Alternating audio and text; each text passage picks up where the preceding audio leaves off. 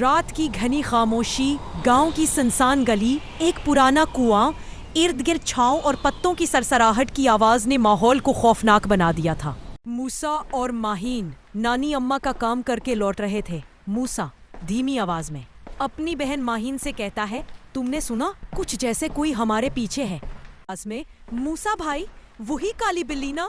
کل بھی درخت کے نیچے بیٹھی تھی، وہی سرخ آنکھیں، خوفناک چہرہ۔ اور پھر اچانک کنواں کے پاس دھند میں سے وہ نکلی، ایک کالی بلی، بڑی سرخ آنکھیں، ساکت نگاہیں، جیسے کہ دیکھ رہی ہو تمہارے دل کے اندر۔ بلی مدھن سرگوشی میں، واپس چلے جاؤ، تمہیں کچھ نظر نہیں آ رہا پر میں ہوں۔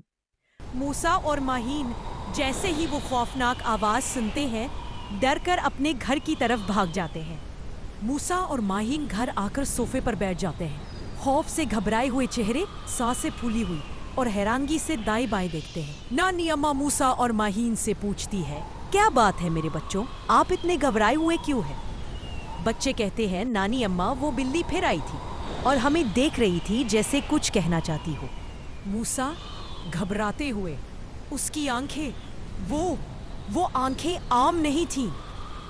نانی اماں پیار سے بتاتی ہے، میرے بچوں، بلی نہیں تھی وہ شیطان کا فریب تھا۔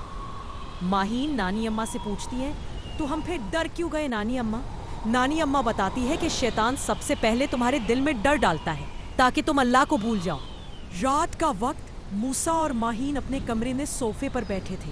اچانک بجلی چلی گئی، ہوا رک گئی، ایک سایہ دیوار پر حرکت کرنے لگا۔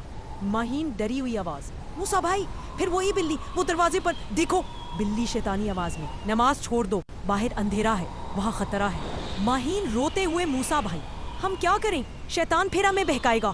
موسیٰ اپنی بہن ماہین سے کہتا ہے، یاد کرو جب شیطان ہمیں ڈرانے یا بہکائے تو نانی اماں نے کیا کہا تھا، فوراً اس آیت کو پڑھو۔ ماہین اور موسیٰ بلند آواز میں پڑھتے ہیں، اعوذ باللہ من الشیطان الرجیم۔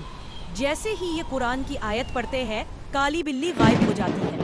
موسیٰ اپنی بہن ماہین سے کہتا ہے کہ اصل دشمن وہ بلی نہیں تھی بلکہ ہمارا ڈر تھا۔ ماہین موسیٰ سے کہتی رہ کہ اور شیطان وہ ڈر کی آڑ میں آتا ہے ہمیں کمزور کرنے کے لیے۔ پیارے بچوں، اگر کبھی کوئی سایہ تمہیں ڈرائے، فوراً اللہ کو یاد کرو اور شیطان کی چالوں کو پہچانو اور قرآن مجید کی تلاوت سے شیطان کے وار کو ہرا دو۔ اگر آپ کو ہماری یہ ایمان بھری کہانی پسند آئی ہو تو ابھی ہمارے چینل کو سبسکرائب کریں اور بیل آئیکن کے بٹن کو ضرور دبائیں۔ شکریہ۔